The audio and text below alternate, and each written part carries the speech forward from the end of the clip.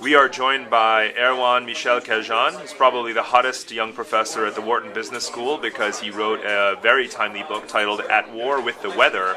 Erwann, why don't you tell us now, having witnessed what's happened in Japan and the chain reaction of events there, do you feel vindicated in what you've written, and what can we expect next? Well, I think Japan went through what we could call the perfect storm.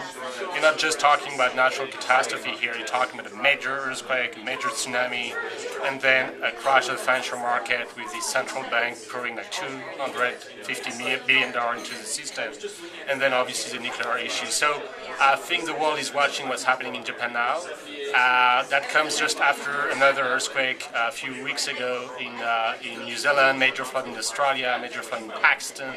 So I think the world is really at war with the weather now. Sure. You have been the first really to quantify the impact of the weather on our economics and to bring it into risk management models. Let's shift over to politics, though.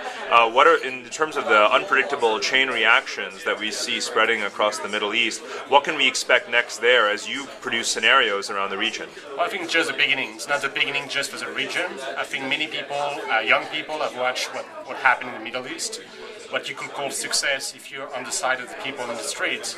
And people from China to Azerbaijan and other places now watching that say, well, it's possible for us to have our own revolution. So I think the governments and private sector of many countries now around the world are watching what's happening there and asking themselves, could it happen in our country?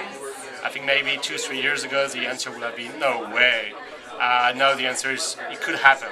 And what do we do to create a society that is more unifying than what we have seen in the past? And Erwann, you advise a lot of companies on how to price risk models, how to create risk management systems to take into account these interdependent risks.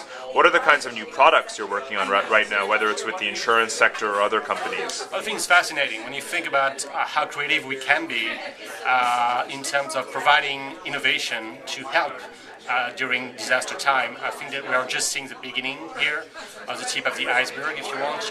You think about how you can transfer part of that exposure directly to the financial market. So we're working now with countries ranging from Morocco to Chile or the United States and Europe, thinking about how you transfer part of that exposure to extreme events, whether it's the natural catastrophes, the terrorism, you name it, directly to the financial market. And for investors, I think that's a new type of assets they're looking at. So it's brand new, it's happening as we speak, it's very And is the general principle that we will basically distribute risk as broadly as possible, and that will allow us to be more resilient and absorb shocks? Well, that's part of the equation. The law of large numbers, the more people are owning the risk, the lower the risk is, in a sense, because it's not one is going to fail.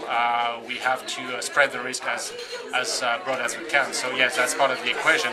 The other part of the equation is to bring new type of investors that never really looked at disasters as a potential opportunity for new investment, and now we see hedge funds and money managers doing that pretty heavily. Excellent. Thank you, everyone. Thanks for joining us.